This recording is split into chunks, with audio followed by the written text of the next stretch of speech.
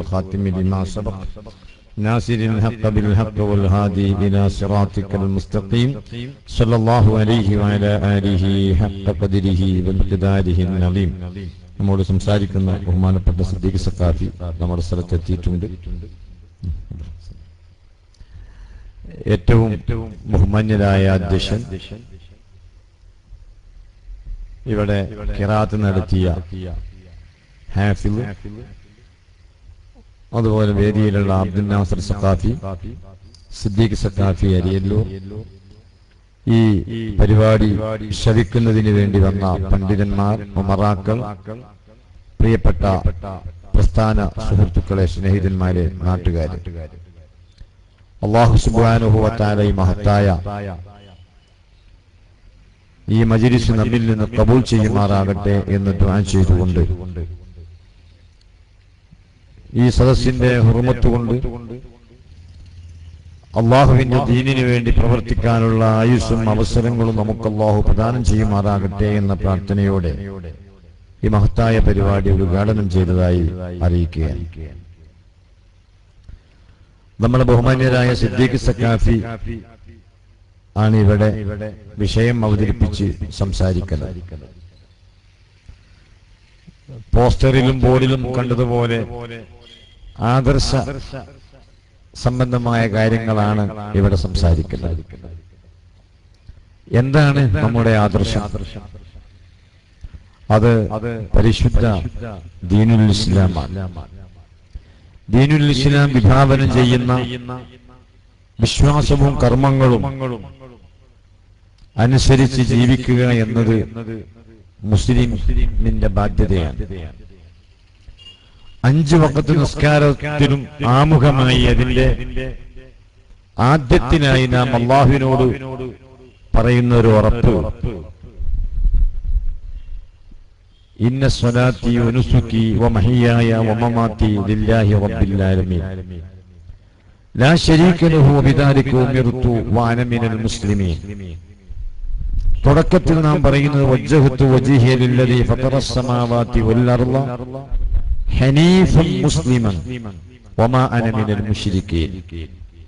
ഇന്നിപ്പോൾ നാം മഗ്രിബ് നിസ്കരിച്ചപ്പോഴും മഗ്രിബ് എന്ന ഫർള് നിസ്കാരം 3 റക്അത്ത് ഖിബലക്ക് മുന്നിട്ട് ഇമാമോടുകൂടെ അല്ലാഹുവിന് വേണ്ടി നിസ്കരിക്കുന്നു എന്ന് കരുതി തക്ബീർ ചൊല്ലി കൈകെട്ടിയ ശേഷം അല്ലാഹുവിനോട് നാം നടത്തിയ സത്യപ്രതിജ്ഞയാണിത്. വജ്ജഹതു വജ്ഹിയ ലില്ലാഹി വജ്ജഹതു വജ്ഹിയ ലില്ലദീ ഫതറസ് സമാവാതി വൽ അർള. ആകാശഭൂമികൾ അഖിലം സൃഷ്ടിച്ച് നിയന്ത്രിച്ച് പരിപാലിച്ചു പോരുന്ന ജഗദീശ്വരനായ അല്ലാഹുവേ, നിന്റെ മുന്നിൽ ഞാൻ വന്നു നിൽക്കുന്നു. എന്റെ ഈ ശരീരത്തെ നിന്നിലേക്ക് ഞാൻ മുന്നടിച്ചിരിക്കുന്നു. ഏതൊരു രൂപത്തിലാണ് മുന്നടിച്ചിട്ടുള്ളത്? ഹനീഫൻ മുസ്ലിമൻ, യാതൊരു വൈകല്യവുമില്ലാത്ത ഇസ്ലാമുമായി, ഒരു ചാച്ചിലും ചരിച്ചിലുമില്ലാതെ ഋജുവായ മാർഗത്തിലൂടെ ജീവിക്കുന്ന 1-ാം നമ്പർ മുസ്ലിമായി ഞാൻ നിന്റെ മുന്നിൽ എന്റെ ശരീരത്തെ നിന്റെ മുന്നിൽ ഞാൻ സമർപ്പിച്ചിരിക്കുകയാണ്. വമാ അന മിനൽ മുശ്രിക്കീൻ. ഞാൻ ഒരിക്കലും ശിർക്ക് ചെയ്യുന്നവനല്ല. വിശ്വാസത്തിനോ കർമ്മങ്ങളിലോ ശിർക്കിന്റെ ലാഞ്ചന പോലുമില്ലാതെ ഹനീഫായ സ്ഥിതിയിൽ ഋജുവായ മാർഗത്തിലൂടെ നിനക്ക് മുന്നിൽ ഞാൻ മുസ്ലിമായി ജീവിക്കുമെന്ന കരാറാണ് ഇവിടെ സമർപ്പിക്കുന്നത്. അതുകൊണ്ട് തന്നെ ഇന്ന സ്വലാത്തി, എന്റെ നിസ്കാരം, വനുസുക്കി, ഞാൻ ചെയ്യുന്ന സകല സംഗതികളും, വമഹിയായ, എന്റെ ജീവിതം മുഴുക്കയും, വമമാതി, എന്റെ മരണമടക്കമുള്ള സകല വിഷയങ്ങളും, ലില്ലാഹി റബ്ബിൽ ആലമീൻ, ലോകരക്ഷിതാവായ അല്ലാഹുവേ, നിന്റെ ഇഷ്ടത്തിനനുസരിച്ച് മാത്രമേ ഞാൻ ചെയ്യുകയുള്ളൂ എന്ന ഉറപ്പ് ഞാൻ നിനക്ക് നൽകുന്നു. ലാ ശരീക ലഹു, ഒരിക്കലും ഞാൻ നിനക്ക് ശിർക്ക് വെക്കില്ല. എന്തുകൊണ്ട്? അതുകൊണ്ട് ഞാൻ കൽപ്പിക്കപ്പെട്ടിട്ടുണ്ട് ഒരിക്കലും ശിർക്ക് വെക്കാൻ പാടില്ലെന്ന്. കാരണം അന മിനൽ മുസ്ലിമീൻ, ഞാൻ യഥാർത്ഥ മുസ്ലിമാണ്.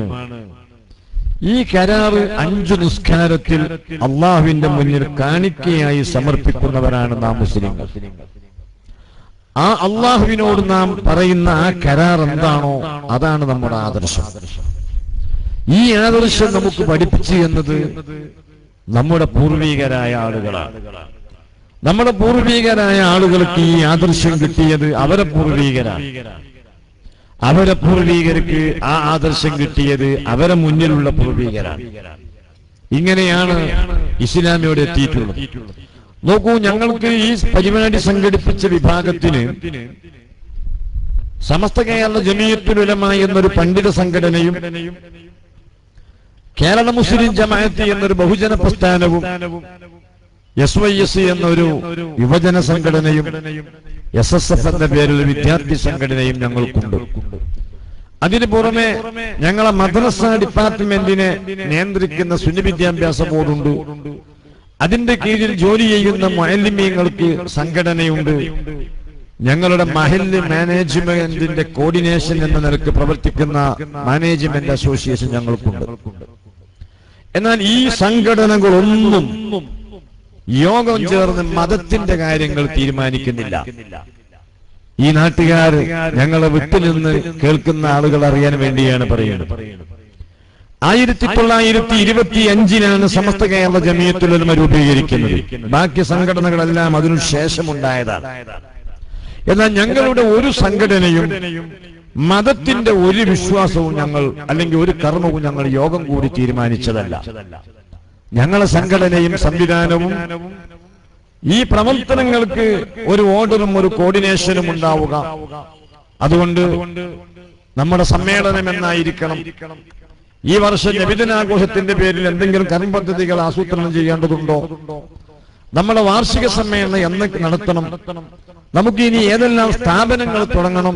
ആ സ്ഥാപനത്തിൽ എന്തെല്ലാം കാര്യങ്ങൾ ചെയ്യണം എന്നല്ലാതെ ഇസ്ലാം കാര്യം 5 ഈമാൻ കാര്യം 6, അള്ളാഹുവിന്റെ 20 സിഫത്ത് വാജിബും 20 സിഫത്ത് മുസ്തഹീലും 1 സിഫത്ത് ജായിസും അതുണ്ട്. അത് നമുക്ക് യോഗം കൂടി ഇന്ന ദിവസം തീരുമാനിക്കുക.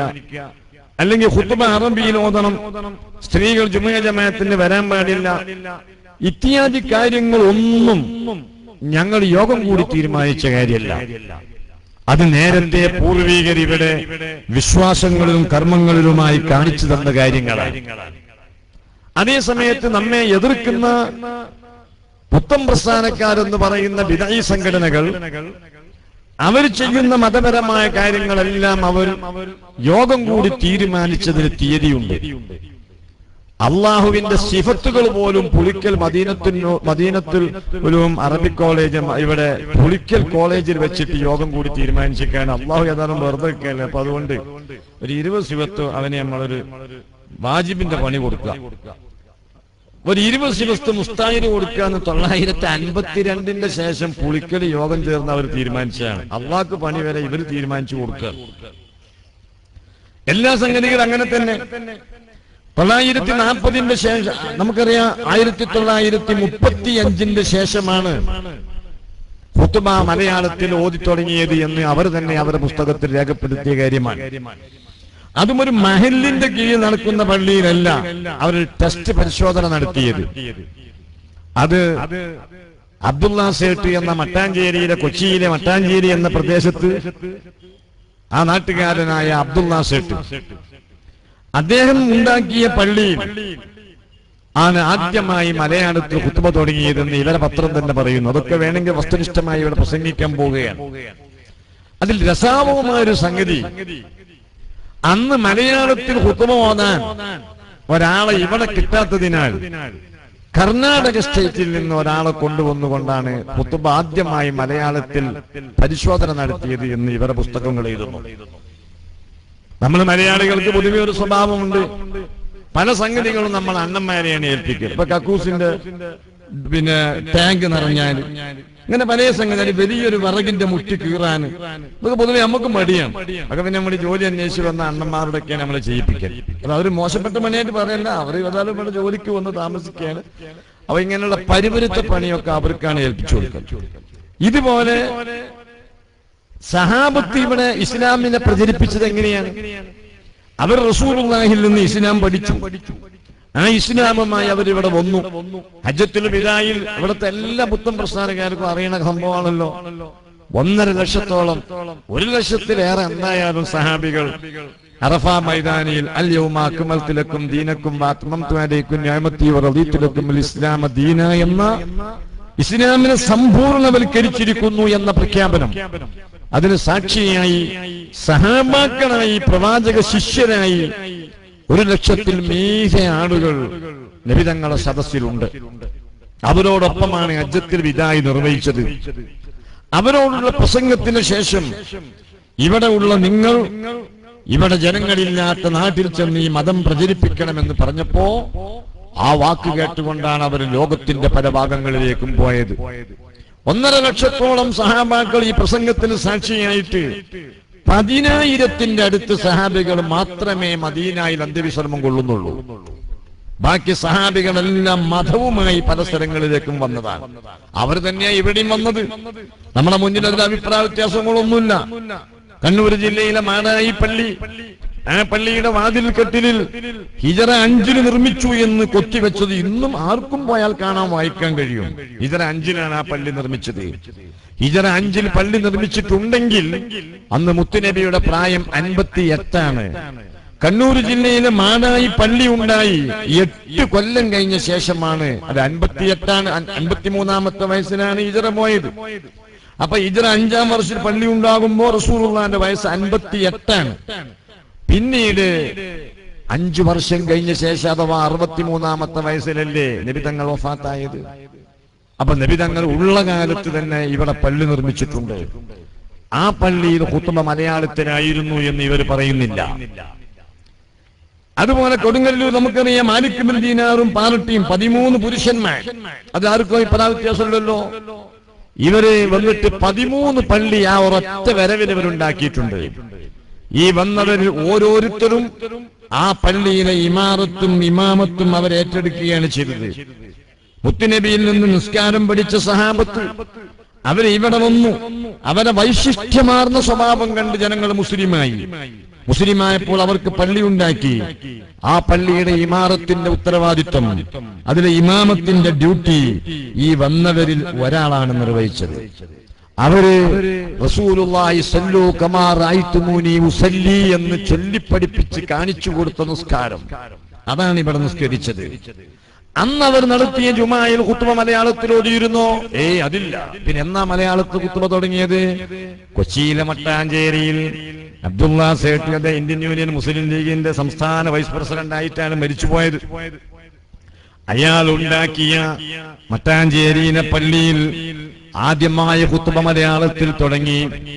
അന്ന് മലയാളത്തിൽ ഖുത്ബ നിർവഹിക്കാൻ ഇവിടെ നിന്ന് ആള് ലഭ്യമല്ലാത്തതിനാൽ കർണാടകയിൽ നിന്ന് കൊണ്ടുവന്ന ഒരാളെ കൊണ്ടാണ് ഈ ക്രൂര എന്ന് ഇവർ രേഖപ്പെടുത്തി വെച്ചിട്ടുണ്ട്. അല്ലാത്ത ക്രൂരകൃത്യം തന്നെയാണ്. അതുപോലെ സ്ത്രീകൾ, ഈ 13 സഹാബാക്കൾ വന്നല്ലോ, ഇവരപ്പം 5 സ്ത്രീകളുണ്ട്. ഈ സംഘത്തിൽ തന്നെ ഉണ്ട് 5 സ്ത്രീകൾ. എന്നാൽ ഈ 5 സ്ത്രീകൾ പോലും അവരുണ്ടാക്കിയ പള്ളിയിൽ ജുമാക്ക് പോയി എന്ന് ഇവർ ഇതുവരെ രേഖപ്പെടുത്തിയിട്ടില്ല. അതേസമയത്ത് 940 ശേഷം ഒതായിലെ പള്ളിയിലാണ് ചരിത്രത്തിൽ ആദ്യമായി ജുമ നിർവഹിക്കാൻ സ്ത്രീകൾ പോയത് എന്ന് ഇവർ തന്നെ എഴുതി പഠിപ്പിക്കുന്നുണ്ട്. എന്നിട്ട് ഇവരുടെ മാസികയിൽ ഈ സ്ത്രീയുമായി ഇന്റർവ്യൂ നടത്തുന്നുണ്ട്. നിങ്ങൾക്ക് എന്ത് തോന്നി ആദ്യമായിട്ട് പോയപ്പോഴേ? അന്ന് ഈ കദീസക്കുട്ടിയും മറിയക്കുട്ടിയും പറയുന്നത്, ഞങ്ങളുടെ ഞങ്ങളുടെ വീടിന്റെ അടുത്തായിരുന്നു ജുമുഅത്ത് പള്ളി. അവർ പള്ളിനോടുള്ള പേടി തീർന്നു, പരന്റെ അടുത്തായോണ്ട്. അങ്ങനെ ഒരു ടെസ്റ്റ് ചെയ്യാന്നുള്ള നിലയ്ക്ക് മാത്രമാണ് ഇവർ പോയി തുടങ്ങിയതെന്ന് ഇവർ തന്നെ പറയുന്നുണ്ട്. അപ്പൊ ഇതൊന്നും നബിയോ സഹാബത്തോ ചെയ്ത കാര്യമല്ല. നിങ്ങളെല്ലാ കാര്യങ്ങളും യോഗം കൂടി തീരുമാനിച്ചതാണ്. എന്നാൽ ഞങ്ങളെ ഒരു കാര്യവും ഞങ്ങൾ യോഗം കൂടി തീരുമാനിച്ചിട്ടില്ല. അതുപോലെ നേരത്തെ ഉള്ള മതമാണ്. ആ മതമനുസരിച്ച് ഞങ്ങൾ ജീവിക്കുകയാണ്. അതിന്റെ പ്രവർത്തനത്തിനൊരു ഓർഡറും രൂപവും ഭാവവും ഉണ്ടായി എന്നതാണ് സംഘടന വരുത്തിയ മാറ്റം. അതുകൊണ്ട് ഈ കാര്യങ്ങളൊക്കെ മനസ്സിലാക്കി നിങ്ങൾ പ്രവർത്തിക്കണമെന്നും മാത്രമല്ല, ഇവിടെ ഇപ്പോ ഒരു പരിപാടി ഏതോ ഒരു സഖാഫിനെ കൊണ്ട്, അതൊക്കെ നമ്മള് സുഹൃത്ത് സിദ്ദീഖ് സഖാഫി പറയും, 80 കൊല്ലോ 90 കൊല്ലൊക്കെ ആയത്രേ ഇവർക്ക്. എന്നിട്ട് ഈ പാരമ്പര്യം അവകാശപ്പെടുന്നവർക്ക് അതിലൂടെ വളർന്നു വന്ന ഒരാളെ കൊണ്ട് പ്രസംഗിപ്പിക്കാന്ന് കഴിയണില്ല. നിങ്ങൾ മനസ്സിലാക്കണം. അത് യഥാർത്ഥത്തിൽ ഭയങ്കര ഒരു ചേപ്രക്കേടാണത്. 80 കൊല്ലോ 90 കൊല്ലോ പ്രായമുള്ള ഒരു പാർട്ടിക്ക് ആ പാർട്ടിയിലൂടെ വളർന്നു വന്ന അതിന്റെ ഒരു ഉത്തരവാദപ്പെട്ട ഒരാളെ കൊണ്ട് ഇവർക്ക് പ്രസംഗിക്കാൻ ധൈര്യമില്ല. ഇവിടെ നമുക്ക് നമ്മളൊക്കെ ഇവിടെ അരീക്കോടുള്ള ആളുകളല്ലേ. ഇപ്പൊ ഞാനൊക്കെ ഇവിടെ വളർന്നത് തന്നെ ഈ പുത്തരത്താണ്. നമ്മൾ ഈ കുട്ടിക്കാലത്തൊക്കെ ഇവിടെ വാണിയമ്പലം അബ്ദുറഹ്മാൻ മുസ്ലിയാർ, EK ഹസൻ മുസ്ലിയാർ, AP ഉസ്താദ്, ഇവിടൊക്കെ ഇവിടെ മുജാഹിദ് വിഭാഗത്തെ ഗണ്ണിക്കാൻ വേണ്ടി വരുമ്പോ ഇവിടെ പ്രസംഗിച്ചിരുന്നത് AP അബ്ദുൽ ഖാദർ മൗലവി, KC അബൂബക്കർ മൗലവി. ഇങ്ങനെ ഈ അവരുടെ സംഘടനയിലൂടെ വളർന്നു വന്ന ഉത്തരവാദപ്പെട്ട ആളുകളാണ് പ്രസംഗിച്ചിരുന്നത്. എന്നാൽ ഇന്ന് ഉത്തരവാദപ്പെട്ട് കൊണ്ടുവരാൻ കഴിയണില്ല. ഞങ്ങൾ ഇതിൽ വന്ന് ഞങ്ങൾ കേടോ. കാരണം ഇത് ഇവരിലേക്ക് തന്നെ ഇപ്പൊ ഇയാളിപ്പോ വന്ന ആൾ എന്താ പറഞ്ഞ ആൾ പോയി പറഞ്ഞത്, ഈ നമുക്കറിയാലോ ഇപ്പൊ CPM എന്ന് വഴിതെറ്റുമ്പോഴാണ് പിന്നെ പല ആൾക്കാർ കമ്മ്യൂണിസ്റ്റ് മാർക്സിസ്റ്റ് പാർട്ടിന്ന് വഴിതെറ്റുമ്പോഴാണ് എന്തൊക്കെ പോണത്. ഈ പല തീവ്രവാദ സംഘടനകൾ നിങ്ങൾ കേട്ടിട്ടില്ലേ, പല സംഗതികൾ അവന് ഈ തീവ്രവാദങ്ങൾ ഉണ്ടാക്കുന്ന ഭൗതിക പ്രസ്ഥാനങ്ങൾ. ഇതുപോലെ ഞങ്ങളിൽ നിന്ന് എന്തെങ്കിലും വിശ്വാസ വൈകല്യങ്ങളെ കൊണ്ടാകുമ്പോൾ നമുക്ക് പൊരുത്തപ്പെട്ടു പോകാതെ നമ്മൾ അവരെ മാറ്റി നിർത്തും. ആ മാറ്റി നിർത്തുന്ന ആൾക്കാർ ഇപ്പൊ ഇവിടെ വന്ന ഈ അഹ്വാൻ തന്നെ അയാൾ നൂരിഷാ തരീഖത്തിലൂടെയാണ് പോയത്. നൂരിഷാ തരീഖത്തിൽ പോയി നമുക്ക് അങ്ങനത്തെ ഒരാളെ ഉൾക്കൊള്ളാൻ കഴിയില്ല. അതുകൊണ്ട് നമ്മളെ മാറ്റിയപ്പോ അയാൾ 4 ദിവസമായിട്ട് പ്രവർത്തിച്ചാണ്. ഇതിൽ ആരുമില്ലല്ലോ, ഇത് 8 ഗ്രൂപ്പായി. ഇതിനൊക്കെ എണ്ണം പിടിക്കണമെങ്കിൽ ഞങ്ങളൊക്കെ പള്ളിയില് മെഹ്റാബില് ആ 33 മണിയുള്ള മാലമണി ഉണ്ട്.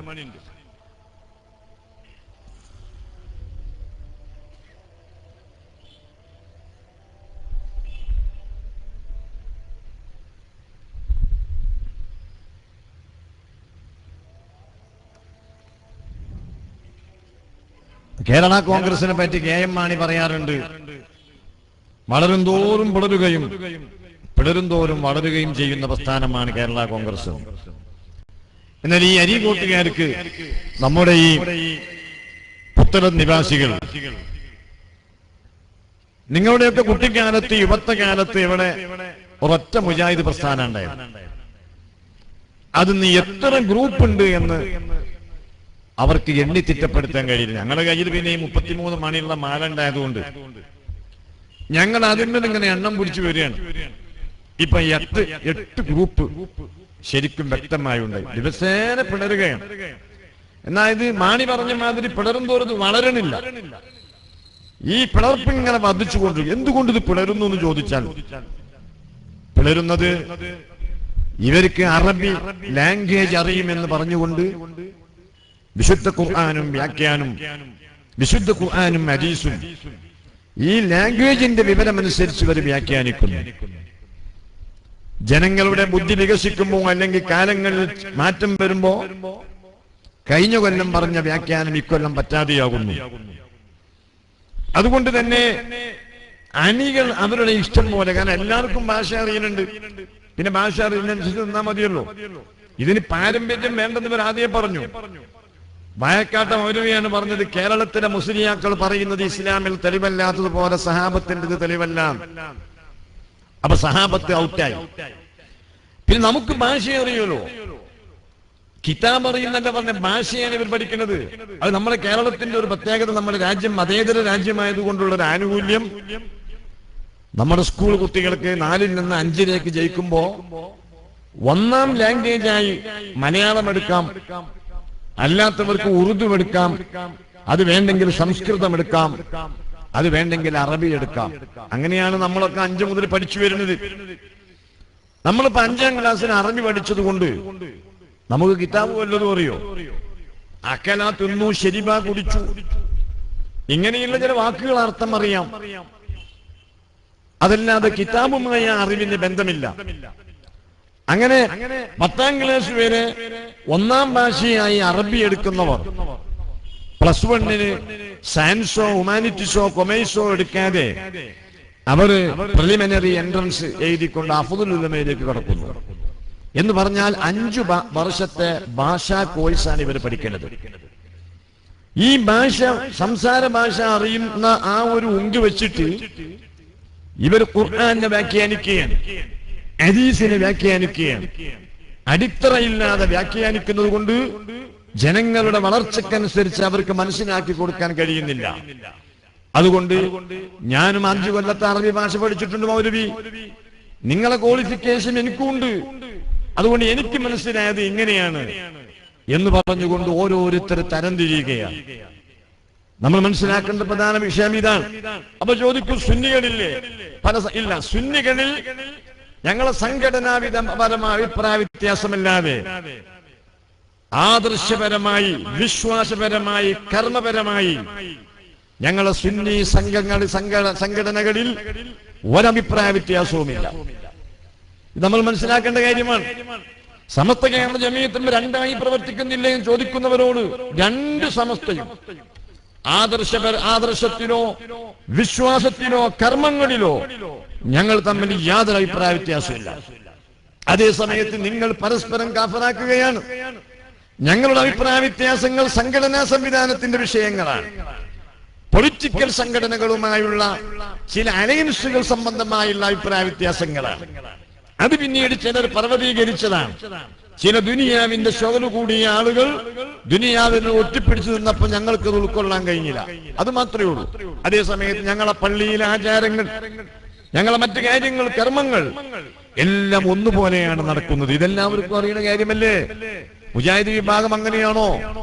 മുജാഹിദ് വിഭാഗത്തിന് 8 ഗ്രൂപ്പിനും അവർക്കും എല്ലാവരും മുജിത്തൈദീങ്ങളാണെന്ന് അവകാശപ്പെടുന്നത് കൊണ്ട് ആർക്കും ആരെയും നിയന്ത്രിക്കാൻ കഴിയുന്നില്ല.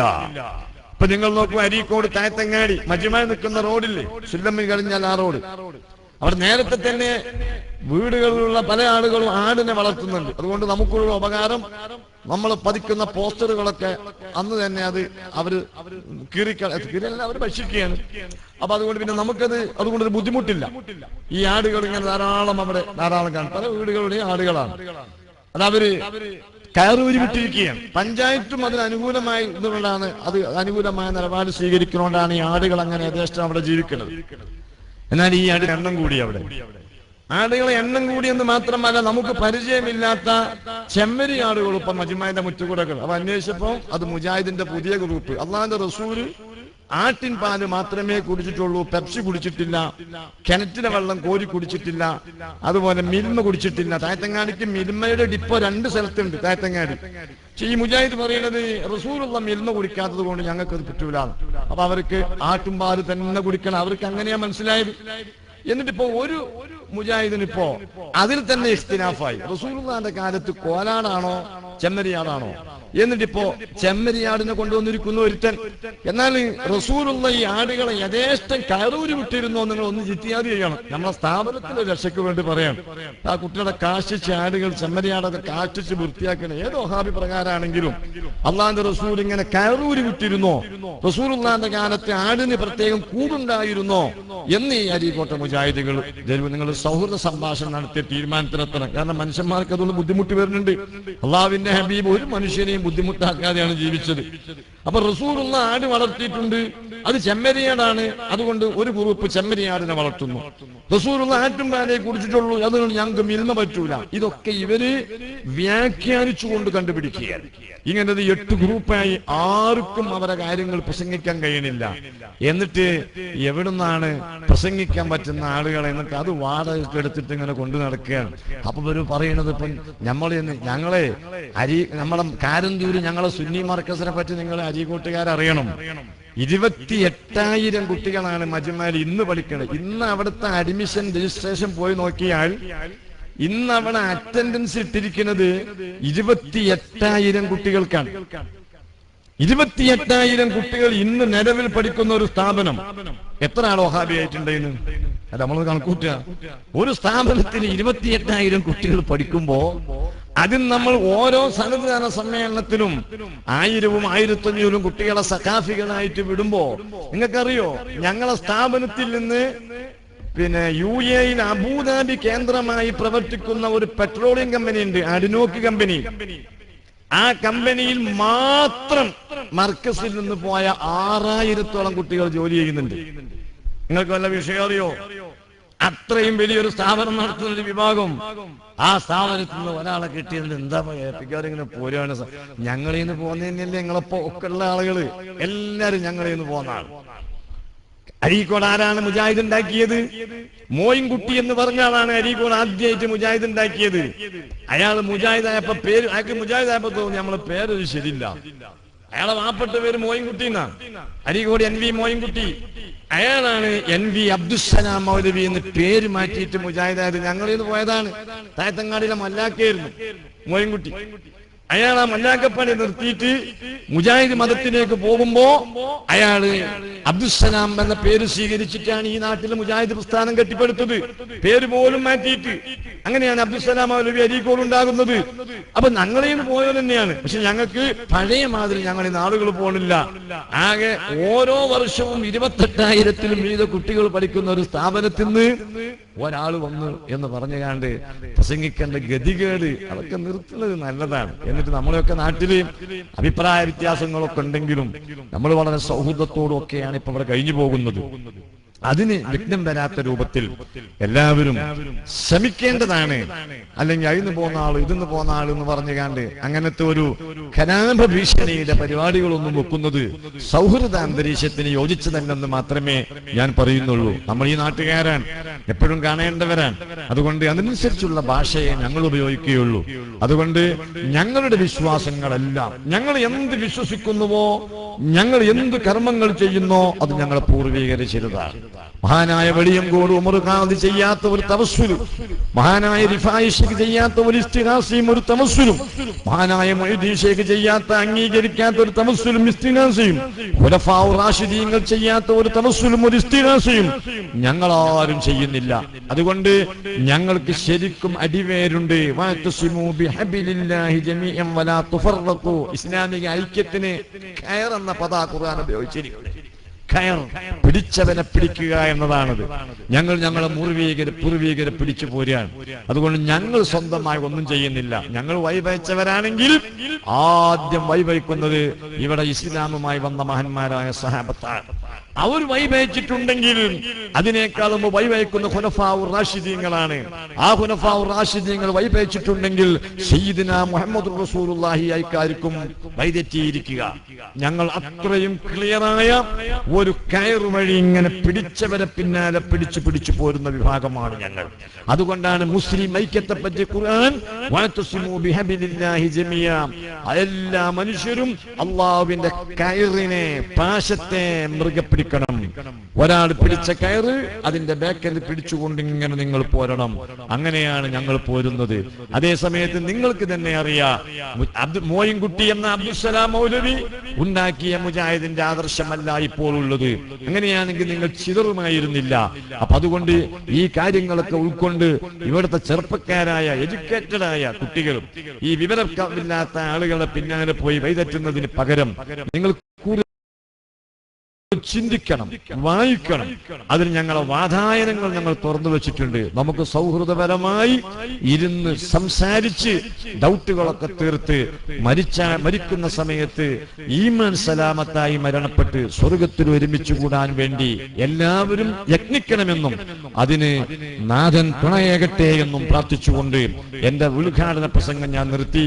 ഇവിടെ വിശദമായ വിഷയങ്ങൾ അവതരിപ്പിച്ച് വസ്തുതാപരമായി സംസാരിക്കുന്നതിന് വേണ്ടി എന്റെ പ്രിയ സ്നേഹിതൻ സിദ്ദീഖ് സഖാഫി അരിയല്ലൂരിനെ ആദരപൂർവ്വം ക്ഷണിച്ചുകൊണ്ട് എന്റെ സംസാരം ഞാൻ നിർത്തുന്നു. വാഹിർ ദഅ്വാനാ അൽഹംദുലില്ലാഹി റബ്ബിൽ ആലമീൻ. അസ്സലാമു അലൈക്കും.